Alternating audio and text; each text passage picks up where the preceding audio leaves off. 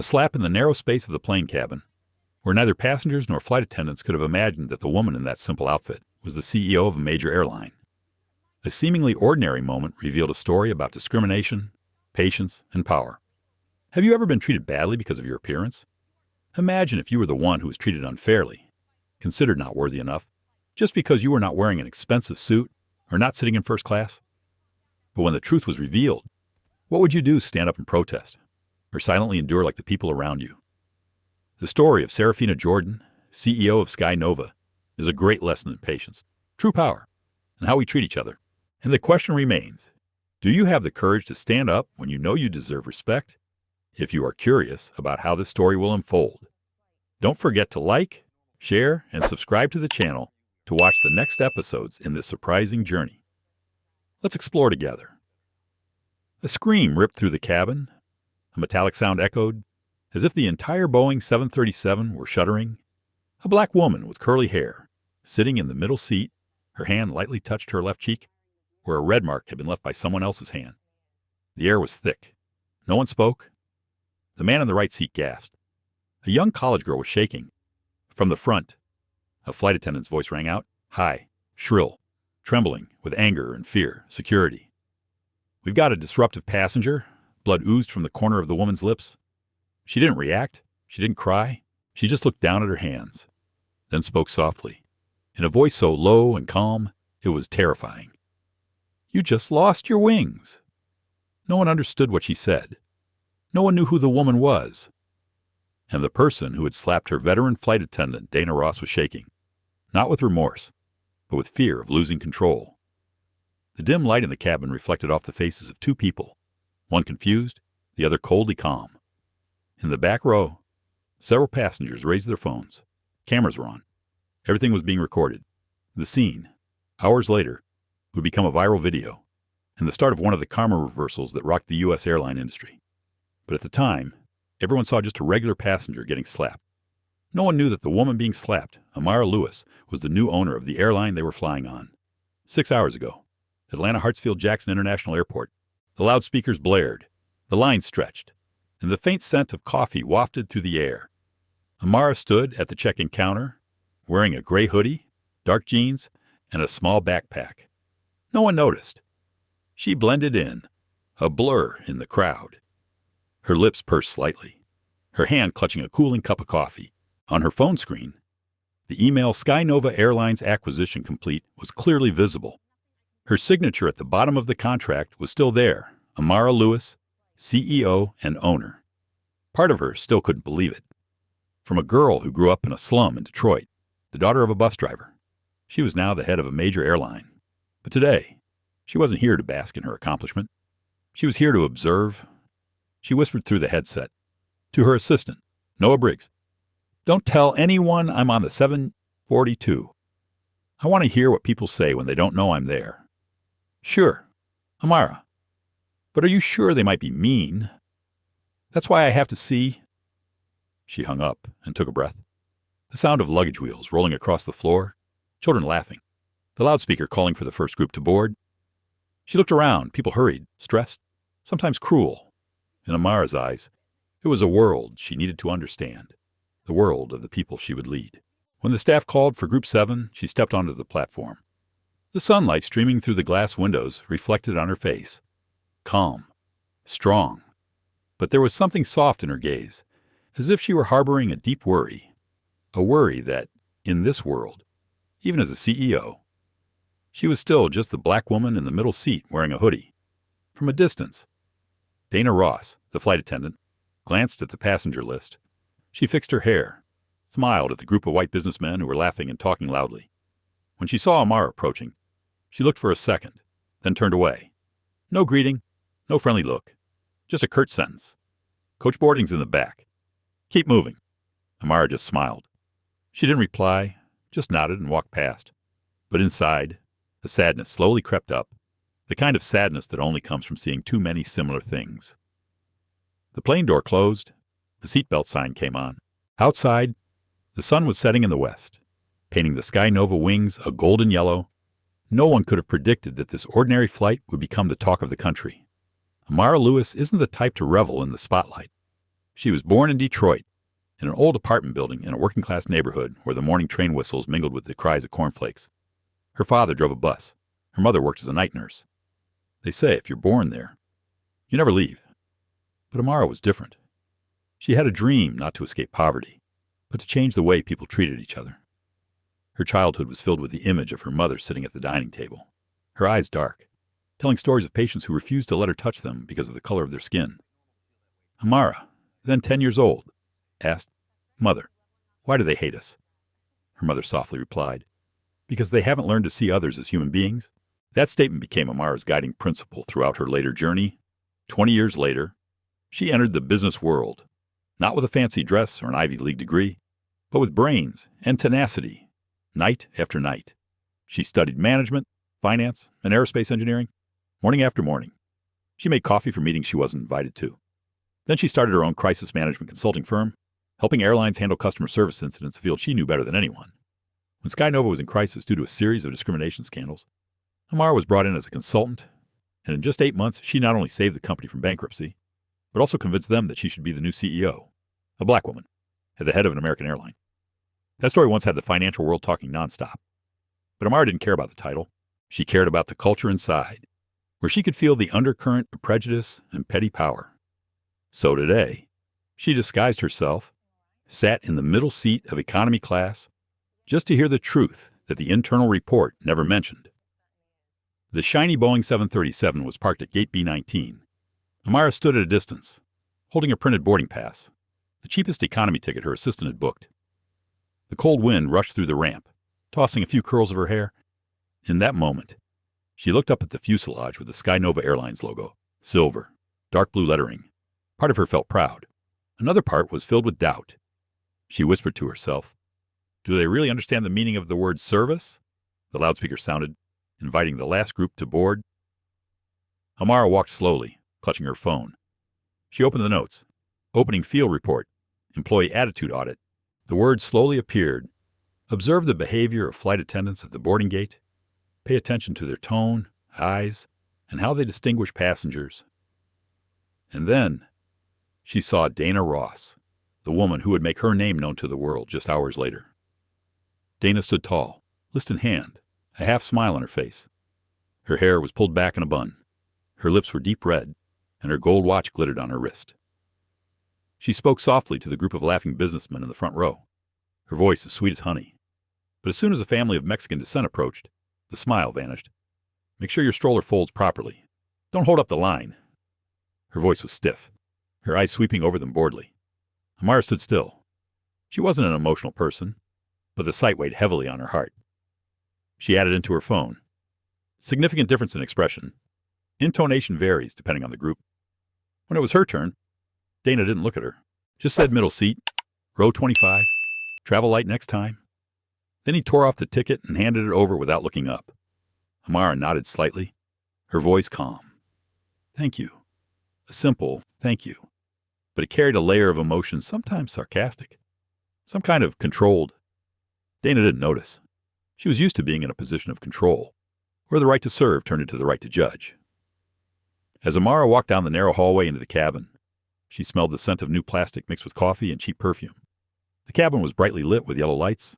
The seats were packed tightly together. A miniature world where status was determined by seat position and luggage tag. Amara found row 25 and sat down in the middle seat. On her left was a young female student with braided hair and headphones. On her right was a middle-aged man surfing the news. She smiled and greeted them, and they nodded politely. No one knew who this simple woman was. Throughout the boarding process, Amara watched in silence. An elderly passenger struggled with his suitcase. No one helped. A white couple, whom Dana personally helped put their belongings in the overhead bin. The contrast made her shudder. "Inside my head," my mother's voice echoed again. "When you have power, use it to make others feel seen." She clenched her fists, as if to keep that teaching in the midst of an indifferent crowd. As the plane prepared to taxi, Amara opened her notebook and wrote, "Prejudice doesn't need to be shouted. It's in the look, the tone of voice. Who gets served first?" She raised her head and looked down the aisle. A world of strata, right up in the sky, where everyone was supposed to be equal. And in the midst of that world, she, the black woman with the highest position in the company, chose to sit at the lowest, just to understand the real human side. A flight attendant walked by, bowing to her with a small smile. Amara returned it gently. She felt a small glimmer of hope. Not everyone was like Dana, but her heart was still as tight as a string. She knew that, in an organization, it only took one person like Dana to destroy everything she had worked to build. The captain's voice came over the loudspeaker. Ladies and gentlemen, welcome aboard SkyNova, Flight 1742 to San Francisco. Estimated flight time, 4 hours and 40 minutes. Sit back, relax, and enjoy your flight. She closed her eyes, not to relax, but to prepare herself for the worst. Because Amara Lewis knew, the worst things in this world often started with the smallest things, a contemptuous look, a half sentence. And she had a feeling this flight was not going to be peaceful, not because of the weather, but because of the people. The light faded to a pale gold as the plane lifted off the ground. Outside the window, the sky opened up, vast, vast, and silent. Amara looked down at the silver-gray clouds swirling beneath the wings. She whispered to herself, as if to life itself, "Show me what I need to see, no matter how much it hurts." The plane was gaining altitude. In the front cabin, Dana was laughing and talking with the business-class passengers, their laughter ringing. As for Amara, she sat quietly in row 25B, her hand lightly touching the small notebook, a feeling that was both vague and clear, the feeling that what was about to happen would change not just a person, but an entire culture. If Amara Lewis represents the calm of the sky, then Dana Ross is the proud headwind in the clouds. She has been flying for nearly 20 years, serving thousands of flights. During that time, Dana believes she has learned to see through people. She knows who deserves a smile and who deserves a cold nod. And most importantly, she believes that the power of a flight attendant is order on the plane, order that she alone can maintain. But there was one thing Dana never realized. When people hold a little power for too long, they begin to believe that it gives them the right to judge others. As SkyNova Flight 1742 pulled off the runway, Dana straightened her posture and adjusted her scarf. She scanned the cabin, assessing each passenger. The front row, business people, well-dressed, trustworthy. The middle row, business people, all sorts, often troublesome. The back row, students, families, workers, often the most complaining. She glanced back at row 25, where a black woman in a hoodie was taking notes. Dana didn't recognize her as Amara Lewis. All she thought was another customer who finds fault with the staff. She hated people like that because they made her feel small, the thing Dana feared most. Dana had an old scar. 10 years earlier, a passenger had filmed her yelling at him for refusing to turn off her phone. The video went viral, and she was suspended for 2 weeks. Since then, she vowed never to let anyone get the better of her in the air again. The skies were her domain, and she would not let anyone undermine that authority. A colleague, Thomas Reed, a flight attendant, walked up to Dana and whispered, "See that girl in row 25? She looks like she's taking notes. She looks like a journalist." Dana raised an eyebrow, her lips curling slightly. A journalist? Great. Another person who thinks they have the right to judge others. Thomas hesitated. Maybe she's just keeping a diary. Dana waved her hand. In the air?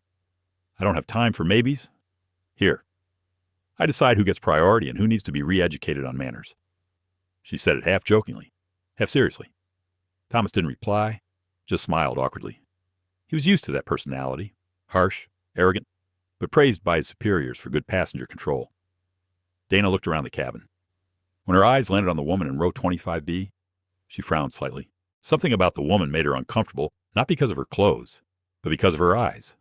A calm, deep, fearless gaze. It made Dana feel as if she were being scrutinized. She didn't like being looked at like that. A vague thought echoed in her mind. If there was going to be trouble, it would come from this woman. When the seatbelt sign turned off, drink service began. Dana pushed the cart down the aisle, a professional smile on her face. She poured coffee for the front row, joked with the regulars, and spoke warmly and confidently. But as the cart reached the middle, the smile disappeared. The waitress served quickly, her voice dry. No eye contact, no emotion. A middle-aged man asked for more ice, and she nodded absently. When Amara said softly, "Excuse me, can I have black coffee?" Dana replied without looking up, "We're out of coffee." The coffee pot in the car was still full. Amara could see it clearly. She just smiled, said thank you, and went back to writing a few more lines in her notebook. Donna noticed it. She felt a pang of unease, as if the woman was silently judging her. She whispered to Thomas, "See, I told you. This type likes to take notes and post them online saying flight attendants discriminate." Thomas replied softly, "Do you think she just wrote something else?" Dana pursed her lips and smiled faintly. "So naive. Thomas, she's waiting for a chance to make me wrong." As the flight continued, Dana grew increasingly uneasy. She glanced at Amara more often than necessary. Every time Amara took notes or checked her phone, Dana felt her heart race not with fear, but with anger. She felt threatened, even though the woman had done nothing. In Dana's head, a small voice said, "Don't let her get you out of control." But another stronger voice replied, "No, let her know who has power here." Her emotions were like a storm waiting to erupt. She thought about the years of being scorned by customers, ignored by superiors, criticized by the media. "I've been flying for 20 years, she told herself. "I deserve respect." But deep down, she knew that true respect didn't come from fear. It came from kindness, something she'd lost somewhere between the rush service and the complaints. A moment later, the captain announced that he was expecting a slight turbulence due to weather. Amara closed her notebook, closed it, and looked around. She saw Dana talking to a business passenger, smiling brightly. Then, when she turned around, Dana's face froze. The change, as quick as a switch, made Amara shiver. She added to her notes, "It's not a process issue. It's a people issue." Dana also noticed Amara looking at her. Their eyes met. No one said anything, but something in the air changed, as if a silent war had just begun. Dana turned away first, her heart pounding.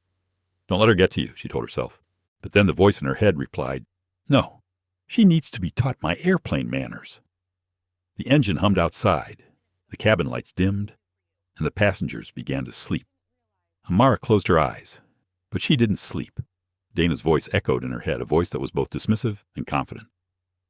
She knew the type people who believed that politeness was a privilege, not an obligation, and they often needed a physical touch to wake them up. Amara opened her eyes and looked out the window. The sky was pitch black, with occasional flashes of lightning on the distant horizon. She let out a small sigh. For some reason, she felt that the touch, the awakening, was closer than she thought. At the front of the cabin, Dana leaned against the cabin wall, a cup of coffee in her hand. She looked out the window, where small flashes of lightning were reflected on the glass. She felt uneasy, but she didn't know why.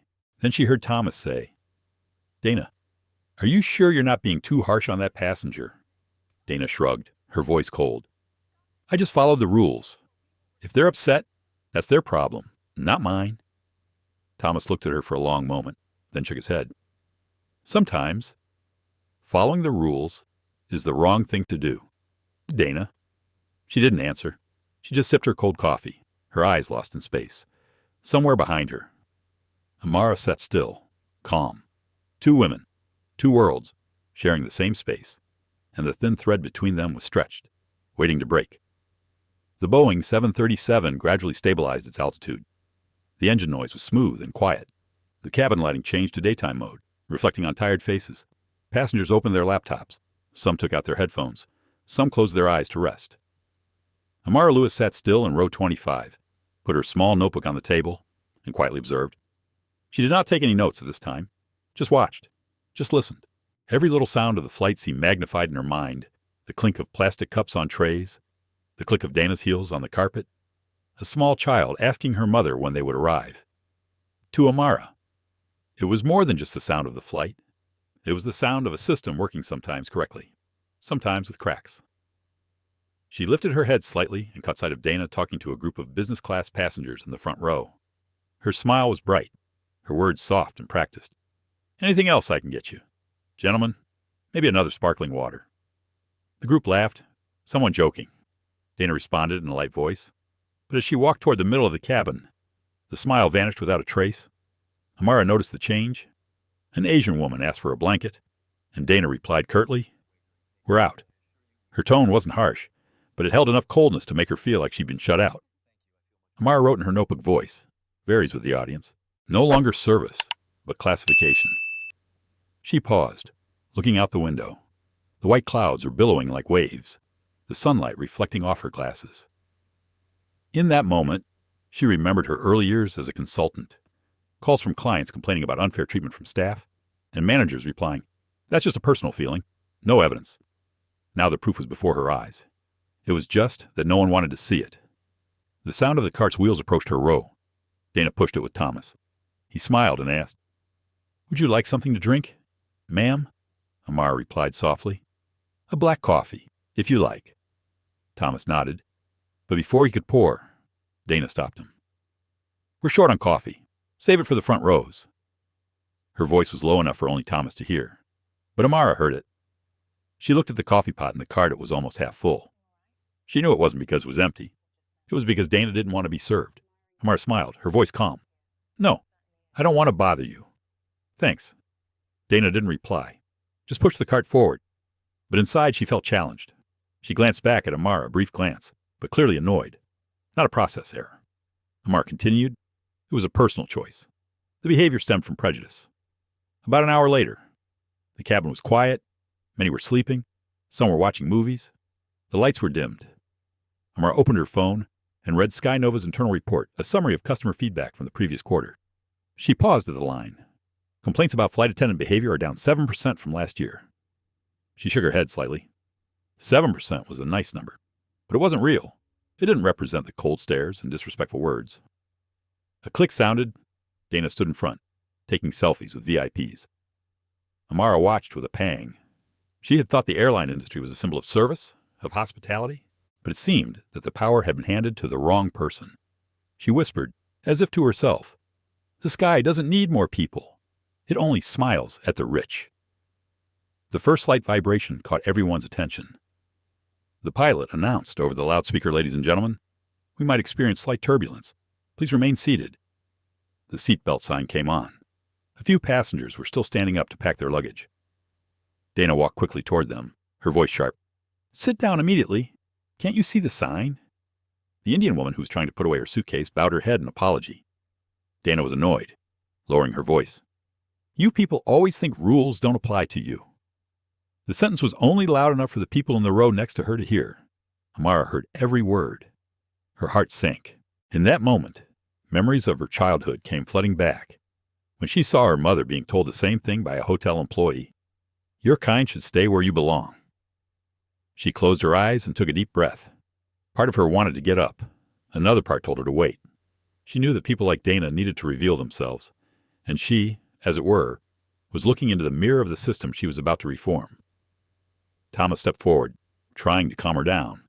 "Dana, you're being a little harsh." She waved her hand away. "I'm just doing my job. If they don't respect the rules, I'll teach them." Amara opened her eyes, looked at the sight, and felt something break inside her. Not anger, but sadness. Sadness for humanity. For the way a little power could turn a heart cold. About 2 hours later, the cabin was quiet again. A soft blue light reflected off the seats. Dana and Thomas were going over the meal list. Thomas turned and asked quietly, "Don't you think you're being a little harsh?" Dana smiled, but her eyes were confident. "I just want things to be in order. That's why they need me." Thomas looked at her for a long time, saying nothing more. Amara quietly opened the notebook and wrote the last line. "Small power, without compassion, will give birth to silent violence." She closed the notebook and placed it on the table. In the dim light, her face appeared calm, but there was something burning in her eyes. Outside, the night sky stretched wide, clouds drifting across the moonlight. Amara looked out the window and whispered, "Calm down.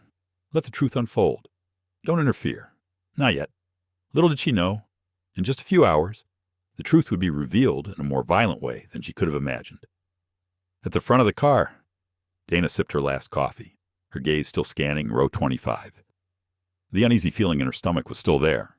A vague intuition told her that the woman in row 25 was, somehow, going to be the biggest problem of her life.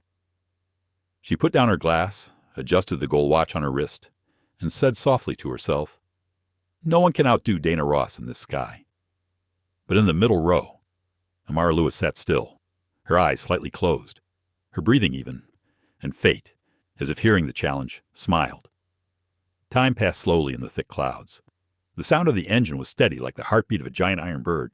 The cabin was filled with a dim white light, strangely quiet. But in that silence, Amara Lewis clearly felt a heavy air around her. something no one named, but everyone felt. She turned her wrist slightly and looked at her watch. San Francisco in 3.5 hours. She had intended to use the time to observe the flight attendant's behavior, but she didn't need to wait long. The atmosphere spoke for itself. Dana Ross walked the aisle, checking on the passengers. Every step she took was controlled. Every look, every gesture was measured to say, "I am the one in charge here." Thomas Reed followed, his expression uncertain. He wanted to do a good job, but the look in Amara's eyes calm. Deep and somehow guilty kept coming back to him. "Are you okay?" he asked quietly as he passed row 25. Amara smiled. "Very good. Thanks." The smile surprised him. It wasn't reproachful, nor was it forced. Just a genuine smile, the kind you wouldn't expect on such a crowded flight. He nodded and continued walking, feeling lighter. Dana, seeing the scene, frowned slightly. 10 minutes later, Dana saw a young passenger standing up to get his coat. She immediately approached him, her voice stiff. "Sir, the seatbelt sign's on. Please sit down immediately." The man looked startled at the still-off signal light. I'm sorry, but the light's still off," Dana said sternly. "I told you it was coming on." "I knew it. Please sit down." The cabin was silent. Amara watched, her eyes fixed on him. The man sat down, slightly confused. Dana adjusted her scarf and turned away, pleased with the restoration of order. But to Amara, the scene felt like another scratch on the mirror of service culture. She doesn't maintain order. She wrote in her notebook, she maintains power. As the snack cart drove by, Dana stopped in front of Amara's stall. "Chicken wrap or turkey sandwich?" she asked quickly, without looking at her. Amara smiled. "Chicken wrap. Thanks." Dana handed over the food and continued on her way. But when she turned to collect the trash, she noticed that Amara still had the box uneaten. "Is there a problem?" Ma'am Dana's voice was tinged with sarcasm. "No, I'm just not hungry," Amara replied, still smiling. "I hope you don't think this isn't up to your standards." Dana's voice was low, but loud enough for Thomas to hear. He turned to intervene, but Amara replied calmly, "I think standards are how we treat each other, not the food." Dana paused. The words were like a verbal slap. She didn't react, just glanced at Thomas, then pushed the cart forward, her face already red. Her heart was pounding and her head fast and irritating. The girl was testing her. She wanted to humble herself in front of the passengers. Dana tightened her grip on the handlebars, quickening her pace. Thomas watched, shaking his head. He knew that when Dana felt violated, she wouldn't stop until she'd reasserted control. An hour passed. The cabin was bathed in the soft golden light of the afternoon. Outside, the sun was sinking low over a sea of clouds. Amara put down her pen and leaned back in her chair. She felt tired, but it wasn't the altitude that tired her. It was the weight of prejudice she had to face. In the quiet moment, she thought of her mother. The woman had once said, "When you are in a position of power, you must learn to bend down without making anyone else feel small." Amara closed her eyes and whispered, "I am still learning, Mom, at the head of the cabin." Dana watched her through the mirror in the service closet. Amara's eyes were closed, her face so peaceful that it made Dana even more uneasy. Too calm, too arrogant, she thought. Her mind was a jumble of fear, jealousy, and old hurt. She remembered her first year on the job, when customers called her a servant in the sky, when her superiors passed her over for a promotion because she had no positive energy. All of this had built up inside her as a toxic energy. And now, in front of the black woman sitting there, that energy had found a new target to release. A small but serious scene happened not long after. A little African girl dropped a cup of orange juice on the floor. Her mother apologized frantically, wiping it with a tissue. Dana walked over, her voice cold. "Next time, watch your kid. This is not a daycare." The mother apologized softly again. Amara watched the scene, unable to maintain complete silence. She unbuckled her seatbelt and bent down to help wipe up the spill. Her voice was soft but clear. "It's okay. Just a minor accident. I have extra tissues." The mother thanked her. The little girl smiled shyly. Dana stood still for a few seconds, her face stiff. She felt like she had been taken out of character. No one argued with her, but with one simple action, the woman had made her look petty and cruel.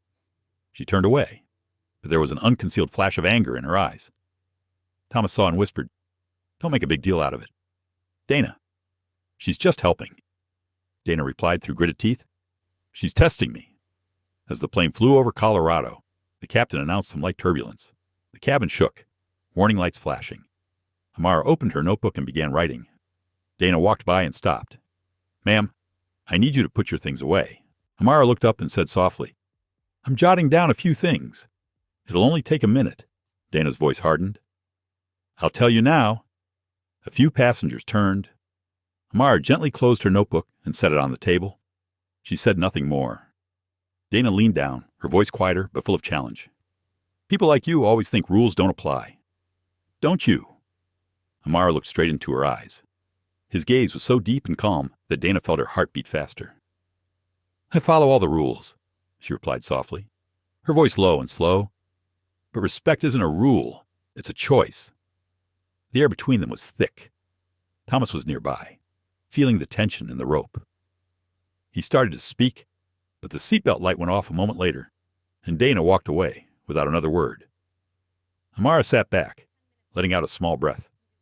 She knew it wouldn't end here. She felt as if a storm was brewing right inside this plane, and it would explode before they landed. Outside, the sunset slowly covered the metal wings. Amara looked out the window, her eyes calm, but her heart was in turmoil.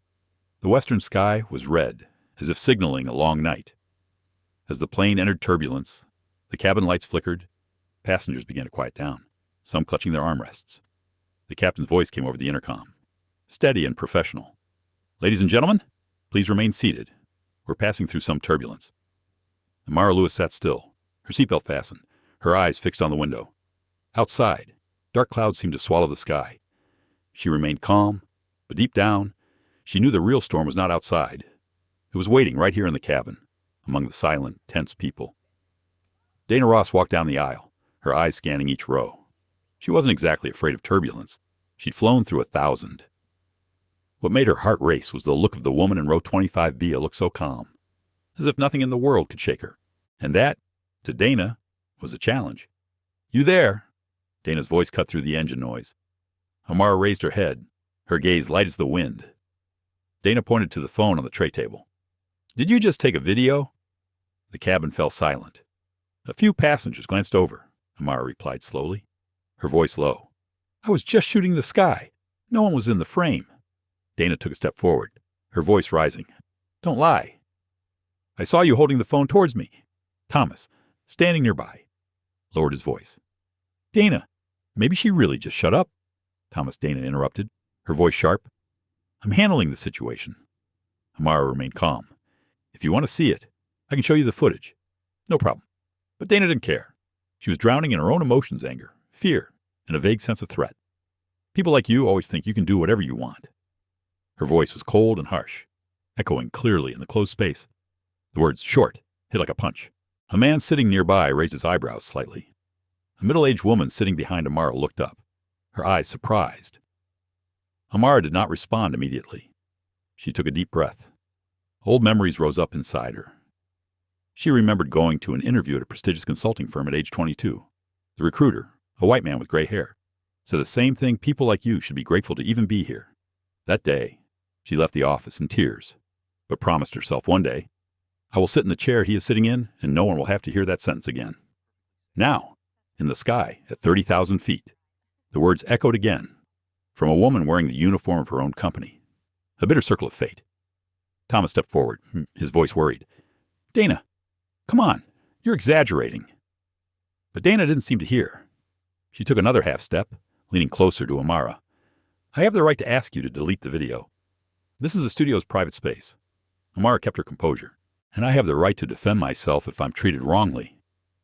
Her voice wasn't loud, but it was clear and steady. Dana clenched her fists. She felt like this woman was challenging her authority on her own turf, and in front of everyone. Thomas put his hand on her shoulder and whispered, "Dana, don't do that. People are watching."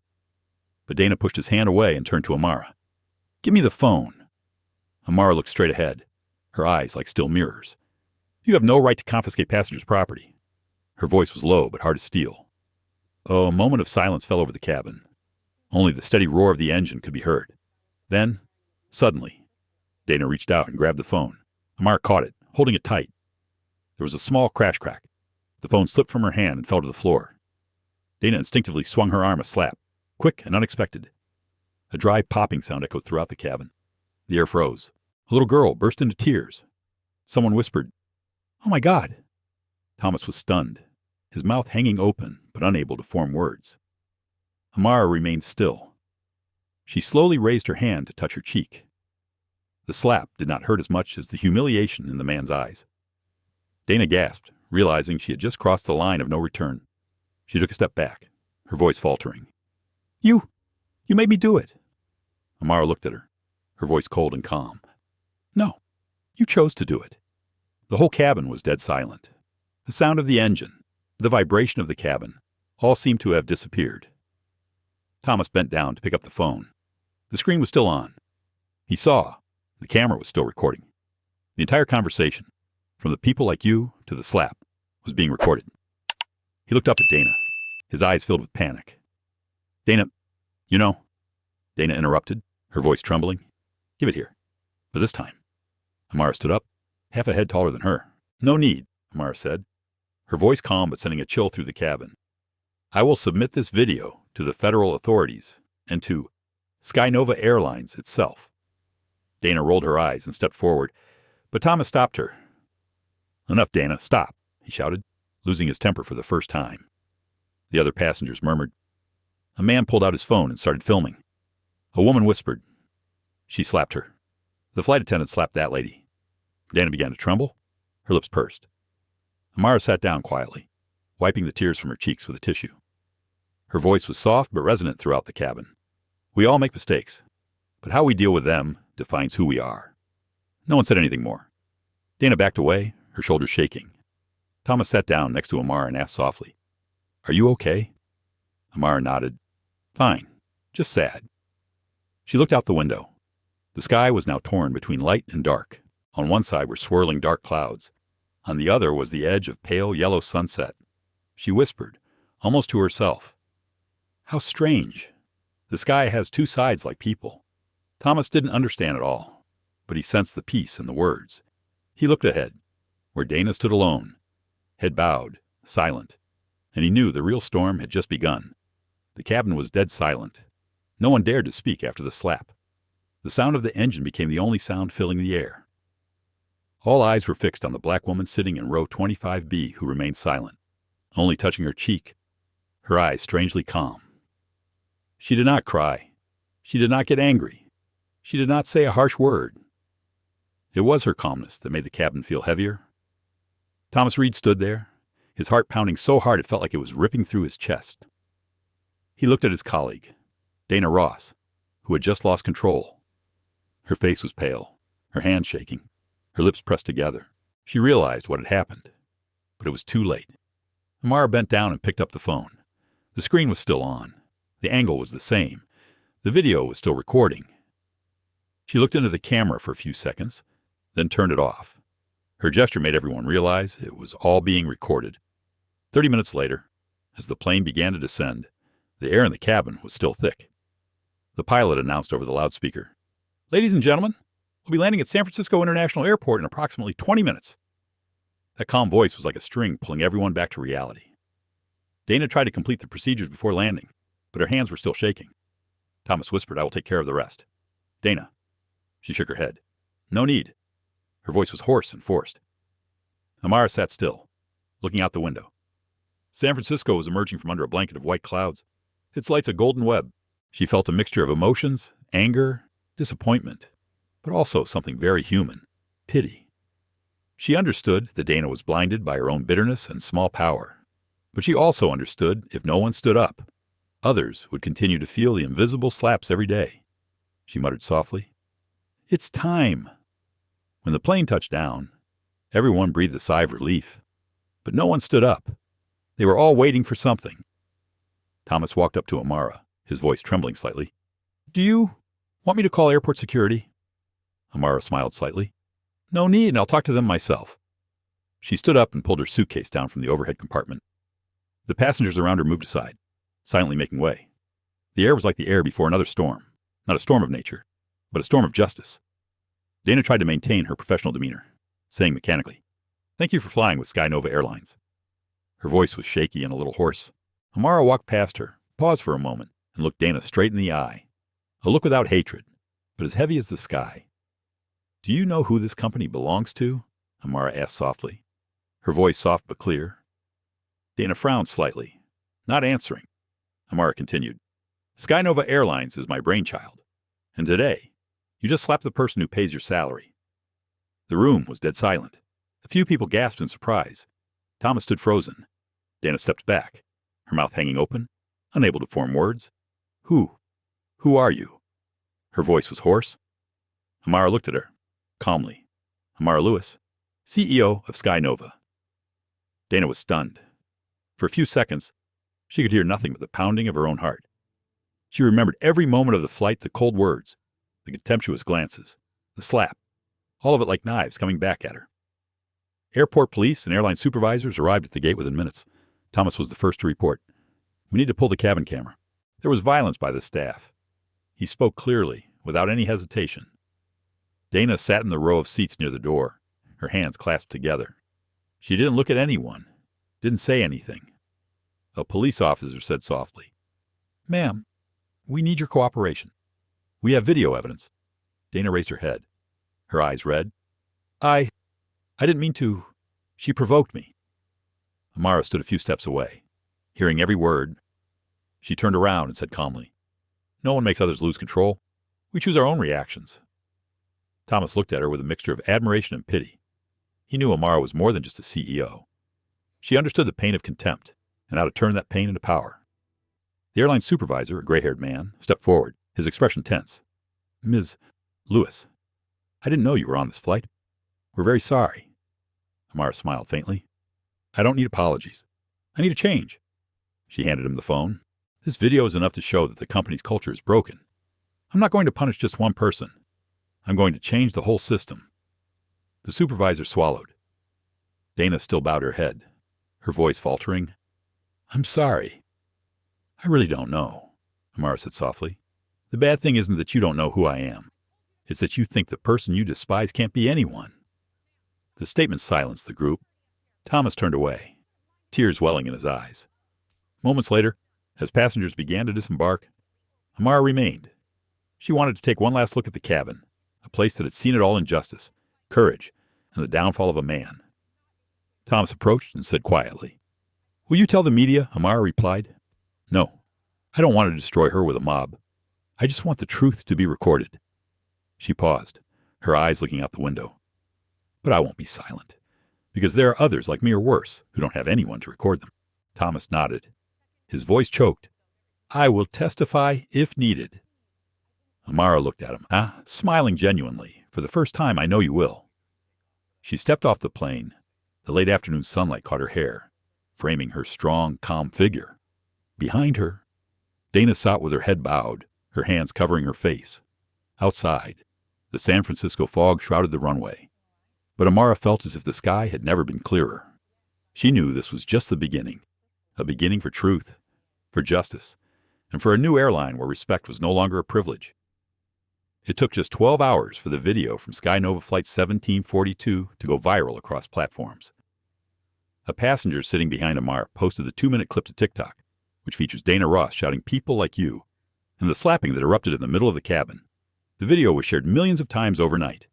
The hashtags SkyNova Scandal, People Like You, and Flying, while black trended nationwide. The news was everywhere. CNN, NBC, Fox News all showed the video with the title "Flight Attendant Slaps Black Woman on SkyNova Flight, Not Knowing She's the CEO." The next morning, Amara Lewis sat by the window in her San Francisco loft, a cup of black coffee in her hand.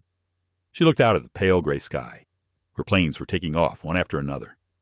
Below, the world was in turmoil because of her story. On the table, the phone rang constantly, from the press, lawyers, publicists, executives. They all asked her the same thing. "Do you want us to make an official statement?" She only said one sentence. "We don't need to talk. We need to do." She opened her laptop and began writing an internal memo to all SkyNova employees. Her fingers typed slowly and decisively. "We have just seen what many people choose not to see. The problem is not just one person out of control, but a system that has lost its humanity. Today, SkyNova will change. Not because the media forces it, but because it is right." She paused, took a deep breath, and then added, "We are going to launch the largest internal culture overhaul in the history of the company, a 90-day program. Starting with me, elsewhere." Dana Ross sat in her small apartment outside Atlanta. She didn't dare turn on her phone. Text messages from colleagues, friends, strangers, hundreds, thousands flooded her inbox. Some were cursing, others were pitying, and a few sent just 2 cold words, "I saw the video." Her face flashed across the TV screen, cut from the video. The image of her slapping Amara played over and over again like a never-ending sentence. She put her head in her hands, tears streaming down her face. In her head, Amara's voice echoed, "The bad thing is not that you don't know who I am. It's that you think the person you despise can't be anyone." The words repeated like a curse. She remembered Amara's calm face, her deep eyes. She understood that even though Amara didn't scream, it was her calmness that had broken her. On Monday morning, Amara walked into the SkyNova Airlines headquarters. The office was dead silent. Employees lined the hallways, their eyes filled with a mixture of respect and concern. The HR manager, Linda Parker, ran over Amara. "The media team is waiting for you on the 12th floor. There are over 40 TV channels waiting for a live interview." Amara shook her head slightly. "No interview. I will talk to the staff first." She stepped onto the podium in the auditorium. There were nearly 500 people there. She looked around, her eyes settling on the front row, faces who had served the airline for more than 20 years. "Have any of you ever felt disrespected at work?" she asked, her voice soft. No one answered. She smiled. "I have, and I think many people here have too. Just don't say it." The room fell silent. She continued, "We work in an industry that brings people together, but sometimes we forget that we are human too. This story is not just embarrassing, it is a wake-up call." She paused, then said slowly, "I don't want mass layoffs. I want to relearn how to serve. From the heart, not the process." Applause broke out, sporadically at first, then gradually in unison. That same afternoon, a rival airline invited Amara to participate in a joint television interview on discrimination in service. She declined. Instead, she posted a short video on her social media, just 59 seconds long. In the video, she sits in front of the camera, speaking softly but firmly. "I was slapped on my own company plane. But I'm not angry. I'm just sad, because that shouldn't happen to anyone. From today, SkyNova will become the first airline to have a comprehensive training program on respect, empathy, and fairness. Anyone who can't share those values will have no place on this team." The video reached more than 50 million views in just 24 hours. Newspapers called her the woman who turned pain into change. Meanwhile, Dana Ross was suspended. A letter arrived from the legal department she would face a civil investigation and possibly lose her flying license. She sat in her empty office, looking at the wall where her Flight Attendant of the Year 2016 award hung. Now it was just a piece of paper. The phone rang. It was Thomas. She hesitantly picked up. "Dana, I'm not calling to criticize you." His voice was soft. "I just want to say, I hope you learned something. From Amara, and from yourself." Silence. Then Dana said softly. Her voice choked. "I wish I had known who she was sooner." Thomas replied, "No. What you should wish is that you had treated her better before you knew who she was." The call ended, leaving Dana alone in the dark room, where only her own sighs could be heard. That evening, Amara sat watching the news. On the screen, a reporter read her statement. The slap was not just physical violence. It was a slap from the system to people who deserved respect. And now, we have to heal it. She smiled slightly. Outside, the San Francisco night sky was filled with lights. A SkyNova plane flew by, its lights flashing among the clouds. Amara watched it go, whispering, "Go. But this time, bring kindness with you." The first day of the SkyNova 90-day campaign began quietly. No banners, no slogans, just a short email from CEO Amara Lewis to all 42,000 employees worldwide. "We cannot change the past, but we can rewrite the way people treat each other. Today, SkyNova begins that journey." The message was short and unadorned, but it made thousands of people stop, read the last line, and then silently think. That morning, at SkyNova's training center in Dallas, hundreds of flight attendants, pilots, ground staff, and managers gathered in the auditorium. The atmosphere was heavy. Everyone was worried about the mandatory program the press was talking about. The first person to step onto the stage was not a senior leader, but Amara Lewis herself. She wore a white shirt, black pants, and no elaborate makeup. Her voice was soft, deep, and calm as usual. "I didn't come here to teach. She began, "I came here to listen." In the back row, someone whispered, "The CEO came by himself." The whole hall fell silent as she continued, "We have built the best planes, the strictest processes, but we seem to have forgotten that service begins with the heart. No rules can replace humanity." She paused, her eyes scanning the room. "We're going to spend 90 days relearning that, not with a test, but with stories. I want to hear your real experiences, good and bad. No one is being judged here." A few hands went up, hesitantly at first, then more. A young flight attendant said I used to cry when passengers yelled at me, and no one stood up for me. I learned to be strong, and then I gradually became callous. A ground staff member said I used to think that all passengers were nothing but trouble. Now, listening to you, I feel maybe I have become the very thing I used to hate. Amara listened, not interrupting. Occasionally, she nodded or asked a question, her voice low but respectful. During those 90 days, SkyNova changed almost everything about how it operated. Empathy training courses were made mandatory. Employees had to experience role-playing, flight attendants playing the role of passengers, and supervisors sitting in economy seats for 5 hours straight. Some people grumbled, some cried, but after each session, something gradually changed. I thought it was a PR stunt, a veteran pilot told Amara after training. But then I realized I never really listened to my flight attendants. Amara just smiled. People don't hate work. They just hate feeling looked down on. In parallel, she launched a new platform called Clearwing, an anonymous feedback channel for employees to report any abuse of power or discrimination, even from superiors. No more ignored internal lines. No more fear of losing your job for speaking the truth. In just 1 month, Clearwing received more than 3,000 responses. Many were heartbreaking, but the words became vivid evidence that helped Amara see the deep wounds in the organization she had built. One night, as she looked through each report, Amara sighed. "Do you ever feel like you've gone too far, Linda Parker?" the HR director asked. "If I don't do it, who will?" Amara replied, speaking slowly. "I don't want a child growing up believing that respect is a luxury." Linda was silent. The words echoed in her head. Meanwhile, public opinion is still seething. Some people praise SkyNova for courageously facing it. Others are skeptical. This is just a move to save the brand. But time has proven otherwise. Passengers have begun to share their new experiences with SkyNova. A viral video shows a SkyNova flight attendant helping an elderly man put on his seatbelt, then bowing to thank him for trusting SkyNova once again. Comments below were touching. "I didn't expect an airline to change so quickly." That slap hurt, but maybe it was necessary. As for Dana Ross, who was at the center of the storm, she was completely silent for nearly 2 months. No interviews, no public appearances. One day, Amara received a handwritten letter, without a sender. The handwriting was familiar, italicized. "I don't know if you'll read this. I just want to say sorry, not because I lost my job, but because I compromised what I believed was my mission to serve. I spent time at the local women's center, helping them learn job interview skills. Every time I heard them talk about discrimination, I saw myself in their stories. I will not ask to return to SkyNova, because I do not deserve it. But if you believe that people can change, then know that I am trying every day. Dana Ross." Amara finished reading, gently folded the letter, and placed it on the table. She said nothing, just looked out the window. Outside, an airplane with the SkyNova logo took off, drawing a bright arc against the purple sky. 3 months later, the 90-day campaign ended with a wrap-up at headquarters. Amara took the stage. There were no flashy lights, just a giant photo in the background of the sky above the clouds, with the words, "Respect is not a privilege, it's a baseline." In the past 3 months, we didn't learn how to provide service. We learned how to be human. And perhaps that was the longest but most worthwhile flight in SkyNova's history.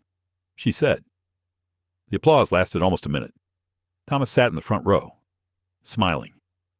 He looked up at the woman who had been slapped on his own company flight now standing there, steadfast and radiant as the sun after a storm. After the meeting, Amara returned to her office. Dana's letter was still on her desk. She opened the drawer, took out the small card, wrote a few lines, and sent it. Anyone can get lost. What matters is whether we dare to find our way back. If you truly change, the sky is still wide open. Amara. She sealed the envelope and mailed it herself. The sky outside was quiet, but in her heart, a new flight had begun. A year has passed since Flight 1742, the fateful flight that changed an airline. Now, SkyNova is no longer a name associated with scandal, but has become a symbol of a dramatic transformation in the U.S. service industry. For the past 12 months, Amara Lewis has hardly missed a day. She has traveled to training centers, talking directly to employees, listening to every little story, no longer a CEO sitting in a glass office. Amara has become a storyteller in the clouds, as the press calls her. This morning, at San Francisco International Airport, Amara stood by the large glass windows, watching SkyNova planes take off one after another. The silver wing logo reflected the morning sun. On the tail of each plane, there was a small line that she personally added. Fly with heart, Linda Parker, the HR director, approached, holding the latest report. Amara, do you want to hear the good news or the very good news first? Amara chuckled. Let me hear both. Good news. Customer satisfaction scores are up 38% year over year. Very good news, SkyNova was just voted the most humane company in North America. Amara smiled, her eyes distant 38%. It sounds small, but to me, it's the whole sky. She sat down gently on the chair beside me, her hand lightly touching the glass table. Last year, I remember getting hundreds of emails about discrimination. Now, I get thank you notes. Some people just wrote 4 words. Thank you for listening. Linda nodded. You know, I think what makes SkyNova different is not that we correct our mistakes, but that we dare to admit our mistakes to the world. Amara looked at her and smiled. People don't remember how you fall. They remember how you get up. At another training center in Atlanta, Thomas Reed, now a flight attendant training manager, was teaching the first class of his Leadership and Compassion course. The class was filled with 30 young faces, eager and nervous. He opened a slide, showing a SkyNova plane at sunset.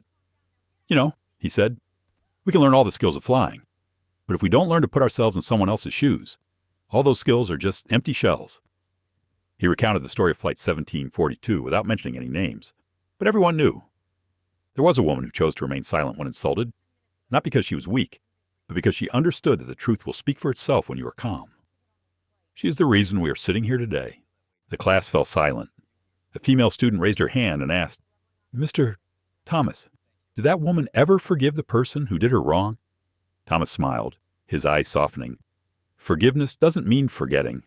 It means choosing not to let the event control your life. And I believe she did. He looked out the window, where planes were taking off one after another.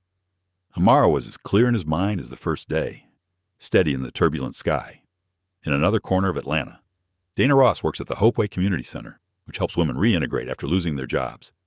She wears a simple shirt and her hair tied back.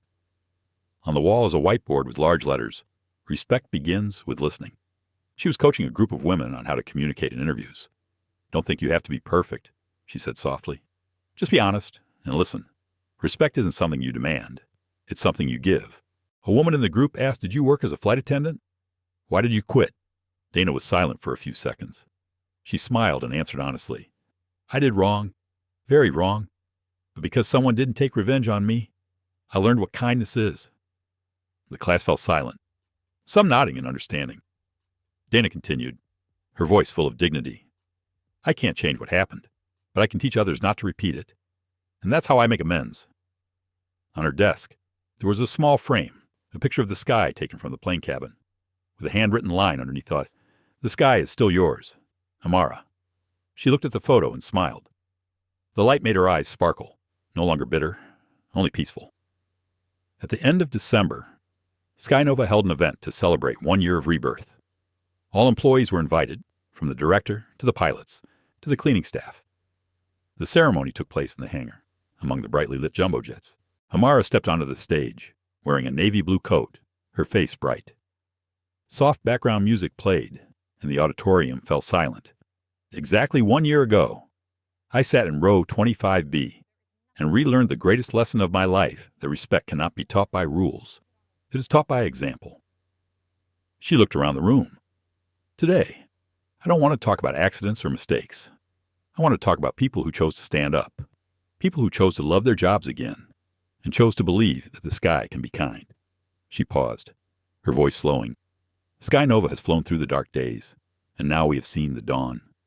But remember, the sky is only as beautiful as our hearts. There was thunderous applause. Thomas stood up and bowed to her with the rest of the staff. In the crowd, Dana Ross stood in the back row, silent. She wasn't in uniform, just a guest of honor. Her eyes welled up with tears when Amara stepped off the stage, saw her, and smiled the smile of someone who had truly let go.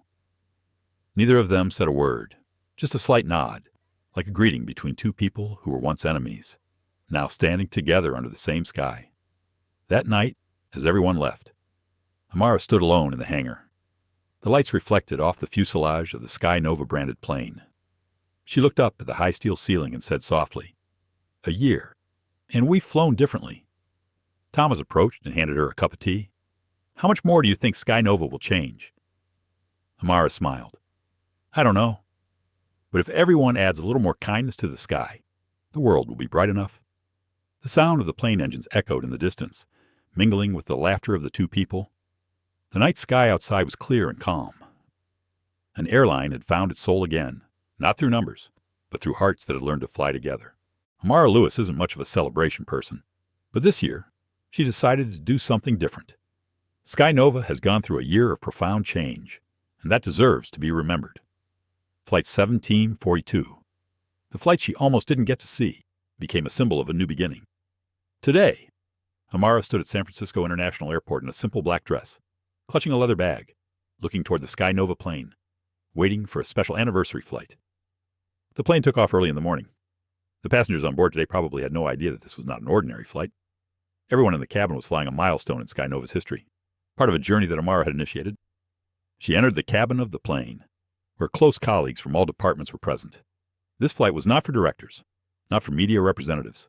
This was a flight reserved for special passengers, those who had stood by her through the challenges, making SkyNova a place everyone could be proud of.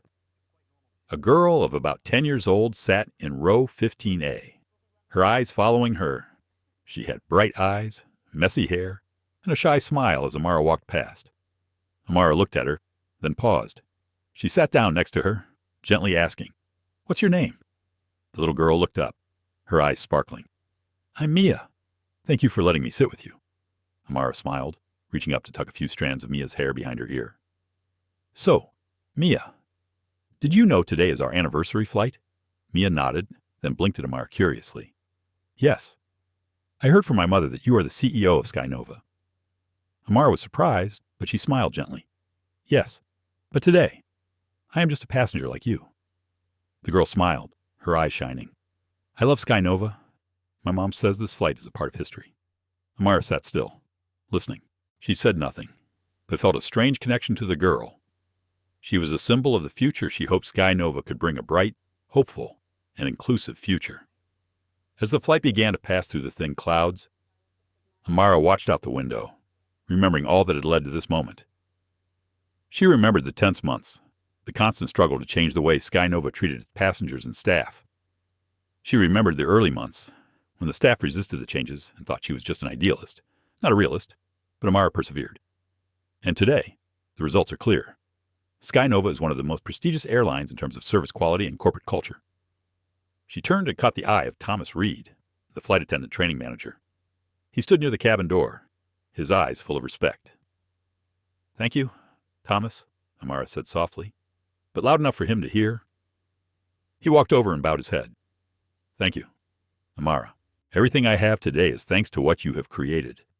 Amara shook her head slightly. "No, this is the work of all of us." While the rest of the passengers were enjoying their snacks, a surprise announcement came over the speakers on the plane. "Hello, passengers. This is the pilot of Flight 1742. Today, we have a special announcement. Thank you for flying with SkyNova. But what makes this flight special is you. You are the ones who have helped SkyNova grow strongly over the past year." The whole cabin erupted in applause. Many people turned to look at each other. Some even stood up. The pilot continued. "We would also like to thank a special passenger who was on this flight. She is the one who changed everything. Thank you, Amara Lewis, CEO of SkyNova, for creating an airline we can be proud of." Amara was surprised, not knowing that everyone knew about her. When she stood up, the whole compartment erupted in applause. She smiled and bowed in thanks. Mia sat beside him, clapping her hands like a happy little girl. After the plane landed and the passengers disembarked, Amara stood quietly on the tarmac, looking up at the clear blue sky. She knew this was just part of a long journey, a part that was written through perseverance, through people who dared to change and learn. Linda Parker came to her side, her face beaming. "Amara, you did it. We can be proud of what we have achieved." Amara looked straight ahead. her face devoid of any arrogance. Just calm. We cannot be proud when others are still suffering. There is still too much to do. But at least, now SkyNova has learned how to truly fly. She turned to Linda and smiled. We'll keep going. Won't we? Linda nodded. Of course. And we'll never go back. Amara walked, clutching her bag. Behind her, SkyNova planes were preparing to take off, rising into the bright sky, not just because of the engines, but because of the determination of all those who believed in a new journey. A year has passed since SkyNova officially relaunched. The entire aviation industry has witnessed the airline's drastic changes, from its external appearance to its internal working culture. No one can deny that SkyNova has created a new image, an airline that not only serves, but also respects each passenger and each employee. Amara Lewis stood at San Francisco International Airport, watching SkyNova planes take off one after another, her mind filled with thoughts. She had no idea that a small event like a slap in the middle of an airplane cabin could ignite a fire that would change not only a company, but an entire competitive industry. She remembers the early days when SkyNova was full of criticism and skepticism. But now the good news just keeps coming. From skyrocketing customer satisfaction to doubling the number of bookings for next year, every number proves that SkyNova is on the right track. In the conference room at the headquarters, Amara was standing with the executives and senior staff. They were preparing for an important meeting to discuss SkyNova's long-term strategies. The dashboard showed numbers, indicators that no one expected. We have achieved the highest customer satisfaction in the history of the airline industry, said Linda Parker, Director of Human Resources. We are becoming a model for other airlines. Amara couldn't help but feel proud, but she knew that this path wasn't just about winning. Real change had to be sustained. And more than that, it had to be about how we lived, not just slogans or short-term campaigns. This is just the beginning, Amara said, looking around at the executives. We're not just changing the system. We're changing the way people are viewed. Her words made the atmosphere in the room sink. Everyone understood that. With the success that SkyNova had achieved, the company's influence went far beyond financial figures. At a school in Southern California, a class for minority children organized by SkyNova, where Amara decided to help disadvantaged children, giving them the opportunity to be exposed to an educational environment. The project has been running for the past year and is getting a lot of attention. Mia, who sat next to Amara on the anniversary flight a year ago, was one of the first students to participate in the program. Today, Amara took a day to visit Mia's class. When she entered the classroom, little Mia immediately recognized her, stood up, her face filled with surprise. Miss Amara, Mia cried, her eyes shining and her hands waving. Amara smiled, walked over to Mia, leaned down and whispered, "Thank you for inviting me to your class today." The entire class stopped, all eyes on Amara. Some students couldn't believe their eyes. The CEO of SkyNova, who had changed the entire aviation industry, was standing right in front of them. Mia pulled Amara's hand and said, "You are someone who has changed many people's lives, including mine. I want to be like you, helping others." Amara was touched by those words. She remembered herself as a child when she was Mia's age, dreaming of changing the world. And now, she saw that those dreams were not so far away. They were starting to come true, from the small changes she had made in her company, in her life, and now in the hearts of children like Mia. For SkyNova, the changes have not stopped at corporate culture. Through marketing, PR, and community activities, the company has continuously enhanced its brand and set an example for other businesses in the industry. From charity events to environmental campaigns, SkyNova has redefined how companies can contribute to society beyond just making a profit. One morning, Amara walked into the conference room with the creative team. They were preparing for the Fly High with SkyNova campaign, a program that helps poor workers have the opportunity to experience free flights, giving people who have never flown before the opportunity to understand and feel the aviation industry. We are not just an airline, Amara told everyone. We are a community, and this community needs to take responsibility for each other. Linda nodded, looking at the screen. That's right. Besides changing the company's image, we also need to prove that SkyNova is part of the solution for society. Amara looked at the creative team and the marketing director. Let's make this a success. This is our chance to not only grow the brand but make a real difference. Finally, a year later. As the new skies began to darken, SkyNova began to expand internationally. Its offices opened in many major cities around the world, creating opportunities for exchange and expanding its global influence. Amara stands on the international conference floor where aviation industry leaders are meeting to discuss future trends and challenges. When she stepped up to speak, all eyes were on her. She had become a new role model for businesses, a leader who was not only financially successful, but also an inspiration of compassion and innovation. We live in a challenging world. She smiled and said, but I believe that real change is not something invisible, but a small act, an act from the heart, to help someone, rather than overcome them. The whole hall resounded with applause. One morning in May, Amara Lewis sat at her desk in SkyNova's New York office, looking out the window at the expansive view of the city. The sun was shining, its light reflecting off the skyscrapers, but inside her, everything felt different. This was the moment when the relationships and sustainable growth she had built over the past year were really starting to make an impact. SkyNova's journey is not just a story of financial success, but of real change in the aviation industry. The airline she leads has gone from a struggling company to a symbol of a new way of leading and serving an airline that cares not just about profits, but about people, about respect. Amara cannot help but be proud of all that SkyNova has achieved, but she also knows that the road ahead is full of challenges. She wants to build not just a successful airline, but a sustainable ecosystem, a place where everyone feels valued, not just as customers or employees, but as real people. At the International Aviation Conference in London, SkyNova made its debut as one of the pioneering airlines in improving its culture and service model. Amara stood on stage, in the middle of thousands of people, in a simple yet powerful business suit. She looked out at the rows below, where industry leaders and experts were waiting to share her thoughts. We live in an age where innovation is not just about technology or business strategy, Amara began, her voice confident and sharp. Real change starts with the smallest thing: respect. Respect is not a privilege. It is a basic requirement for everyone. She looked at the other airline executives, her eyes cold but determined. If we don't change the way we treat our passengers, the way we treat our employees, then we can't call ourselves a valuable organization. And that's why SkyNova has been successful over the past year. Applause rang out across the hall, but Amara didn't stop. She continued to talk about SkyNova's sustainability strategy, how they use new technology to minimize their environmental impact, and about their employee training programs that focus on kindness and respect. This isn't just a strategy, it's SkyNova's philosophy. She ended her speech with a powerful quote, "We are more than just an airline. We are industry changers, and we will do that by never forgetting the people." The whole hall exploded with applause again. Amara smiled, looking down. Her colleagues, who had been through this journey with her, were looking at her with pride. This was not the final victory, but it was a big step to make SkyNova not just an airline, but a movement that would change the industry.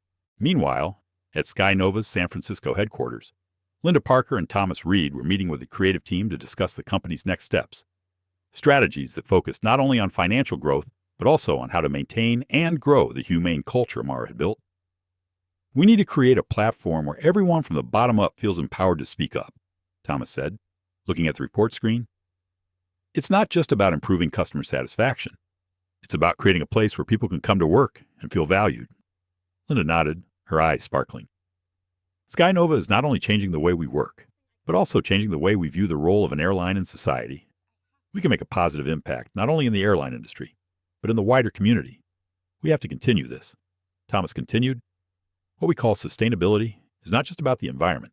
It is about people, about the development of a community. If we can make people feel valued, they will stay with SkyNova for a long time." Linda smiled, looking straight at the screen with the rising numbers. "SkyNova is not an ordinary company. This is a place where people will always be at the center." A month later, Amara attended a meeting with major investors in the aviation industry. This was SkyNova's chance to convince financial partners and expand its influence beyond the United States. She stood in front of the dashboard with all the numbers in her hands.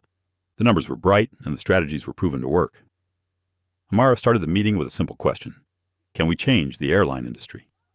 The room fell silent. She didn't wait for an immediate response, but continued to share SkyNova's next steps: international expansion strategies, partnerships with environmental organizations, and a global campaign focused on education and creating opportunities for younger generations. "SkyNova doesn't just want to be a leading airline," she said. "We want to be a movement that drives positive change in society. Remember, real progress comes from listening and respecting each other." The discussion began, and after just 1 hour, all investors agreed on Amara's strategy. SkyNova will continue to be a leading brand, not only in terms of service quality, but also in terms of influence in the global industry. Back in San Francisco, Amara sits in her office, looking out the window at the vast sky. She knows that SkyNova's journey has only just begun. She never thought she would work solely for financial success. Her goal has always been to change the way people treat each other, starting with the smallest changes within her company. She wondered, can the world change? And then she realized that it would change, starting with her own actions and those of her companions. The sky out there is not just the sky of SkyNova, but the sky of dreams that can fly high and far when we are no longer bound by old limitations. 1 year later, SkyNova has not only changed the aviation industry, but also pioneered the creation of sustainable values in the community and the environment. The name SkyNova is no longer an ordinary airline, but has become a symbol of change, of how people can influence each other through respect and kindness. Today, a special event is taking place at SkyNova headquarters, a global event that Amara Lewis, CEO of SkyNova, has been preparing for months. This will be an important turning point for the future of the company, marking an expansion not only geographically, but also in the influence and value that SkyNova wants to convey to the world. The event, called SkyNova Global Summit 2025, held at the Airline's own convention center in San Francisco, brought together global aviation leaders, strategic partners, and supporters of Amara's humanitarian vision. But it wasn't just the aviation industry that was in attendance.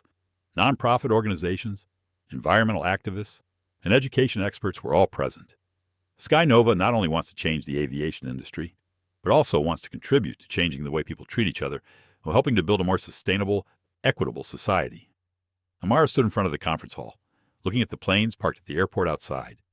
The company had achieved remarkable results in the past year, not only financially, but also in the trust that passengers and employees had placed in SkyNova.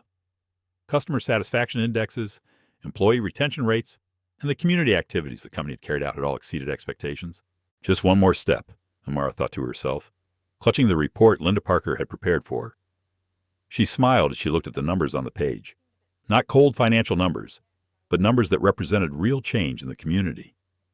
She knew she was on the right track, but the most important thing was to continue to maintain and develop those values in the future.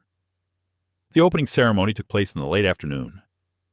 Amara stepped onto the stage in a chic business suit, looking calm but determined.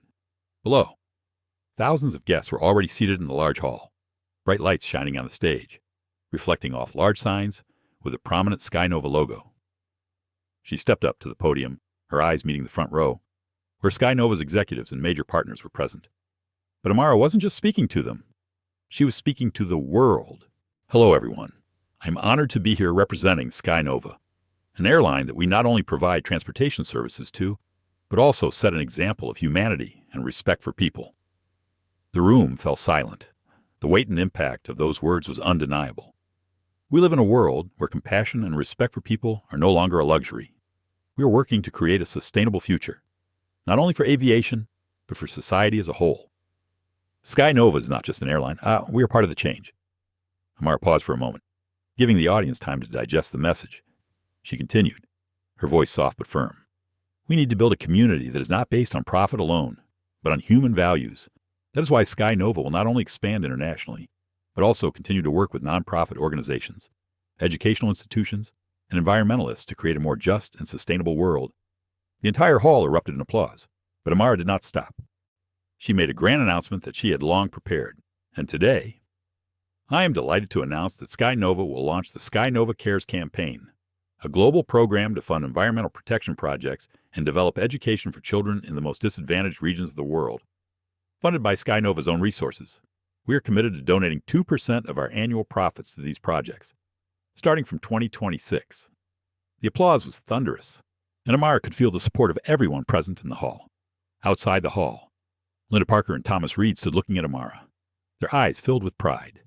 Thomas sighed in relief. She did it. We have come so far. Linda nodded, but kept her eyes on Amara, who was holding the SkyNova Cares report. We are going to change not only the way we work, but also the way we see society and people. This is not just a campaign, it is a movement. Thomas smiled. If Amara has made up her mind, nothing can stop us. Immediately after the event, the global media reported on the SkyNova Cares program. People were surprised not only by the scale of the campaign, but also by the sustainable commitment that SkyNova is making. International partners quickly expressed their interest and desire to cooperate with SkyNova on social projects. To Amara, she is more than just the CEO of an airline. She is the leader of a global movement. Yet she is constantly looking for opportunities to continue to improve, to ensure that SkyNova is not just an aviation success story, but also a story of philanthropy and social change. At SkyNova's San Francisco office, Amara sits at her desk, stroking a ballpoint pen. She's done all she can. But she knows the journey is never over.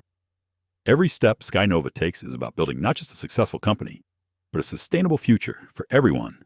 Looking out the window, where planes take off and land, Amara thinks about what she's achieved, but she also knows this sky is only beautiful when we know how to fly together. The scene at Heathrow International Airport that day was not one that one sees often at major airports around the world.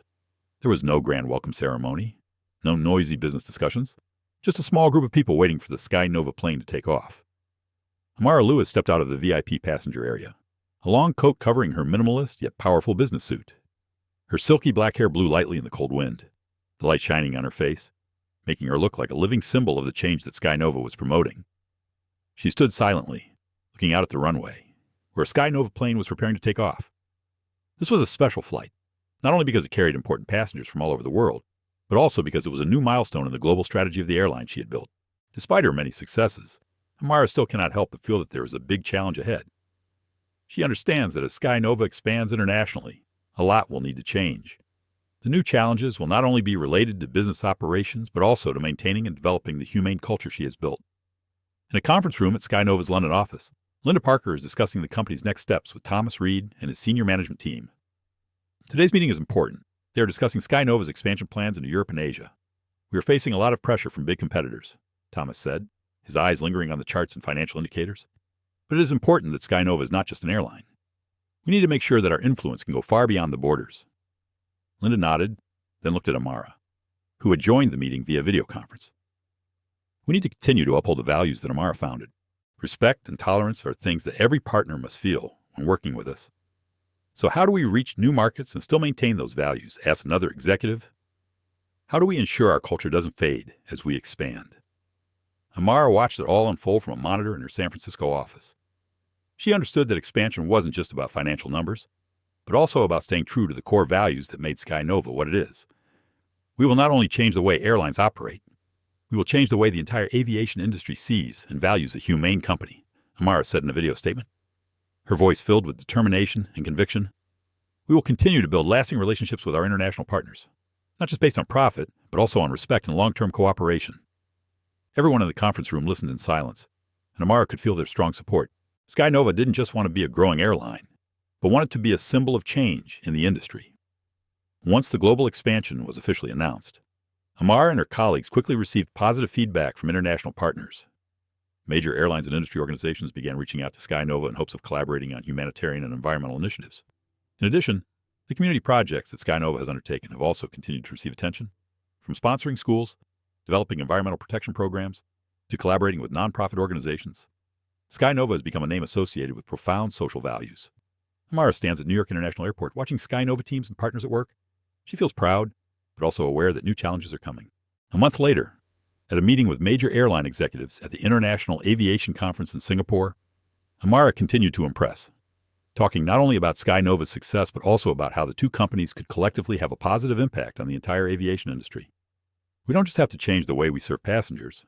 We have to change the way the airline industry sees itself, Amara said, her eyes sharp.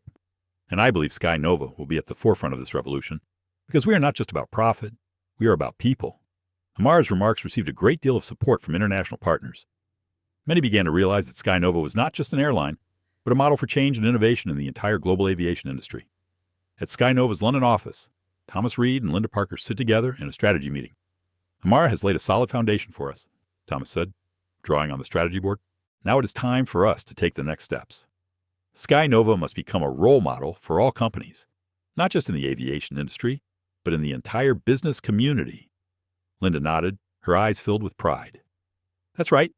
What Amara has done has not only helped SkyNova grow, but also created a global movement where people are respected.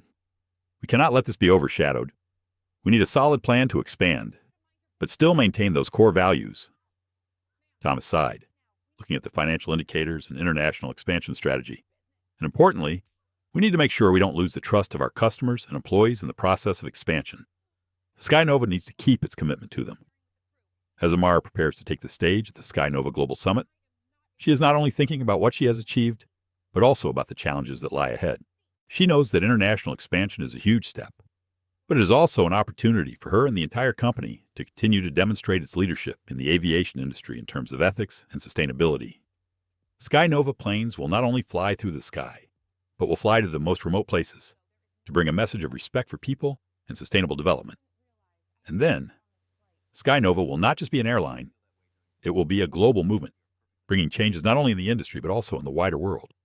On a foggy morning late last year, Amara Lewis stood at her office window, surveying the city below.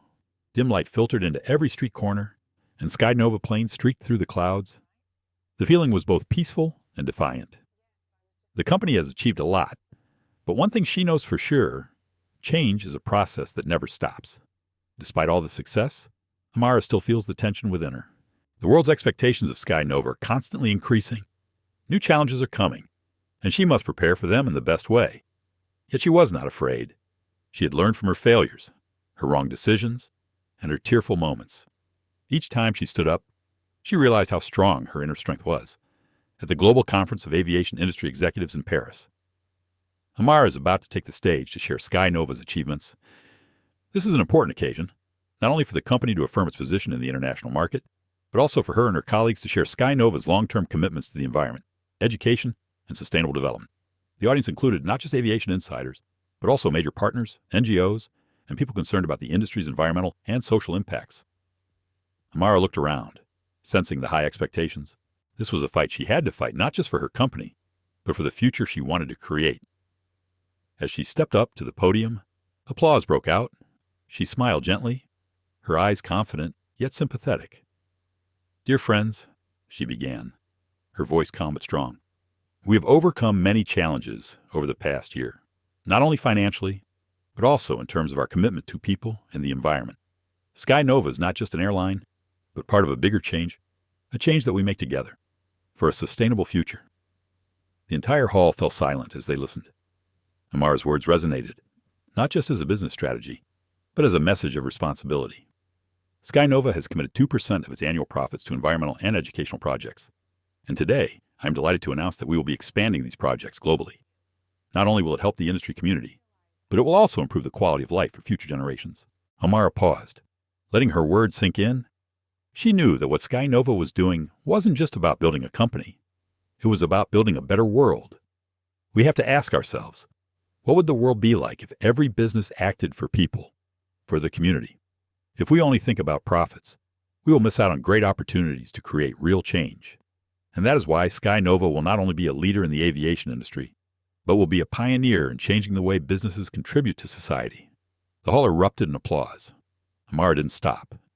She continued to share about her collaborations with international educational organizations, her strong commitment to reducing emissions, and her community-based initiatives. After her conference speech, Amara returned to her San Francisco office, where an important strategic meeting with executives awaited her. SkyNova had decided to expand and invest in international cooperation projects to build a sustainable development model that focused not only on profits, but also on human-environment relations. At the meeting, Linda Parker shared the latest financial report. All the indicators are above target. However, I also see signs that we will face some big challenges. Competitors in the industry are moving quickly. Thomas Reed looked at the report and sighed. "We can't stop. If SkyNova wants to maintain its position, we need to work more efficiently, be more innovative, and be more persistent."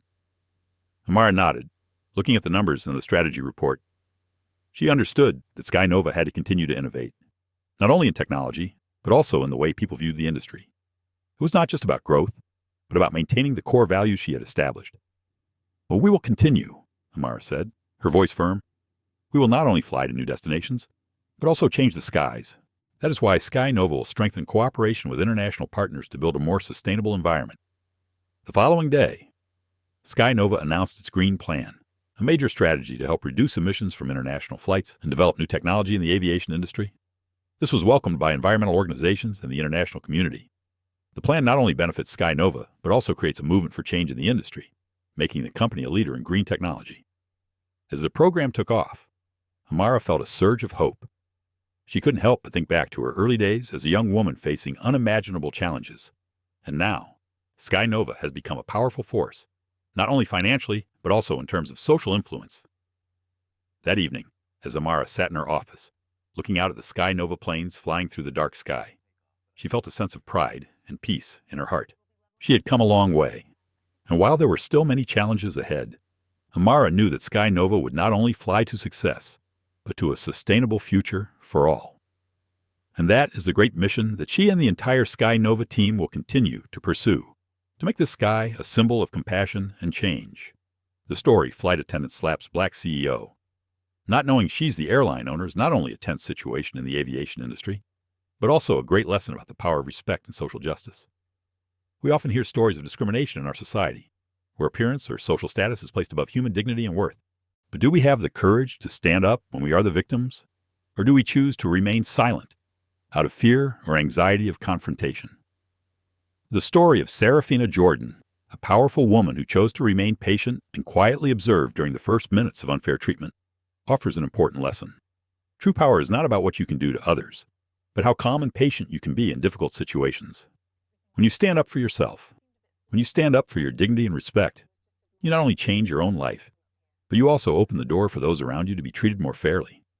And that can create a domino effect, from one small act to a big ripple effect. For those who have ever experienced the feeling of being treated unfairly, remember that true power comes from the ability to stand up for your values, despite challenges. And like Serafina did, standing up and protesting in the right way is the way to assert your place in this society. Thank you for joining us on this emotional and meaningful journey. We hope this story has taught you valuable lessons about patience, respect, and true power. If you find this story useful and inspiring, don't forget to like, share, and subscribe to the channel so you don't miss out on emotional and valuable videos in the future. We appreciate your support and look forward to continuing to explore interesting stories in life with you. Thank you, and see you in the next videos.